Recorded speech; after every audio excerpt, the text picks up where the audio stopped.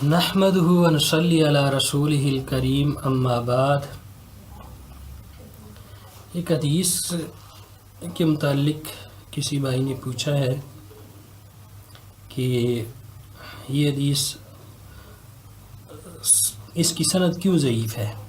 جامع ترمذی کا حوالہ بھی دیا ہوا ہے 2238 نمبر، اور حدیث عربی میں لکھ کر بھی کسی بھائی نے بھیجی ہے کہ لا تترکن المدینۃ علی احسن ما کانت حتی یدخل القلب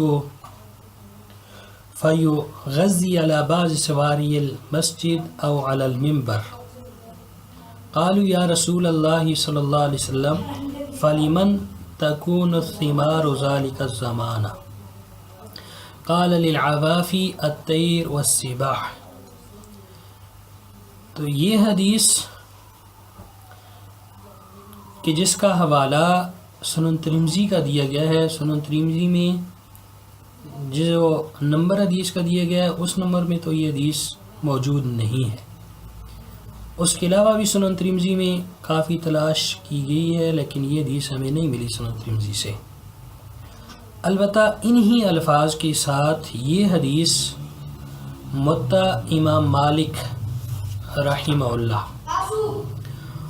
اس میں یہ حدیث موجود ہے بروایت یحییٰ بن یحییٰ، اس کی جلد نمبر 2 صفحہ 888 اور حدیث نمبر 8، اور اسی طرح موطا امام مالک میں بروایت ابن القاسم، اس میں حدیث بھی یہ موجود ہے اور اس میں حدیث کا نمبر 513 ہے۔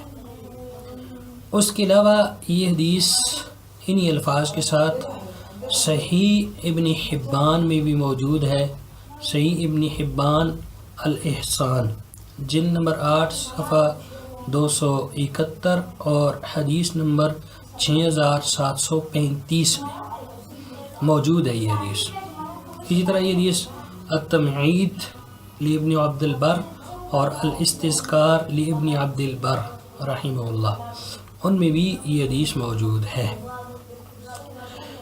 اس حدیث کا جو متن ہے، متن کے حوالے سے یہ حدیث حسن ہے، یعنی یہ حدیث حسن ہے متن کے حوالے سے، کیونکہ اس حدیث کے شواہد ہیں، یہ شواہد کی بنیاد پر یہ حدیث حسن ہے، اور اس حدیث کے جو شواہد ہیں وہ صحیح البخاری اور صحیح مسلم میں موجود ہیں۔ صحیح بخاری میں 1874 نمبر حدیث کا ہے، اور صحیح مسلم میں 1391 نمبر حدیث ہے، جو کہ اس کا شاہد ہے۔ شواہد کی بنیاد پر یہ حدیث حسن ہے الحمدللہ۔ البتہ جو اس کی سند ہے موطا امام مالک یا صحیح ابن حبان میں، اس کی سند ضعیف ہے۔ حدیث حسن ہے، لیکن موطا یا صحیح ابن حبان میں جو سند لکھی ہوئی ہے اس سند کے لحاظ سے حدیث کمزور ہے، ضعیف ہے۔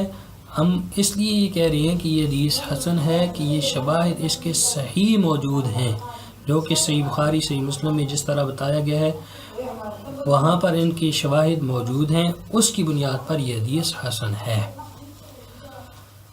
جو اس کی سند جو ضعیف ہے صحیح ابن حبان وغیرہ میں، اس کی علت کی جو تفصیل ہے وہ شیخ البانی رحمہ اللہ نے اپنی کتاب سلسلۃ الاحادیث الضعیفہ میں ذکر کی ہوئی ہے۔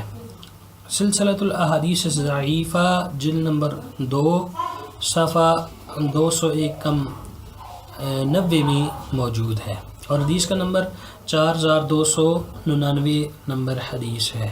اس میں اس کی وہ تفصیل کے ساتھ شیخ البانی رحمہ اللہ نے اس کی وجہ ضعف لکھی ہے، اور شیخ البانی رحمہ اللہ نے بھی اس کے متعلق آخر میں یہی بات کہی ہے، نہم الحدیث صحیح، یہ حدیث صحیح ہے، دون جملۃ القلب فقد اخرجہ الشیخان من طریق سعید بن المسیب عن ابی ہریرہ نحوہ وهو مخرج فی الصحیحہ الی آخرہ۔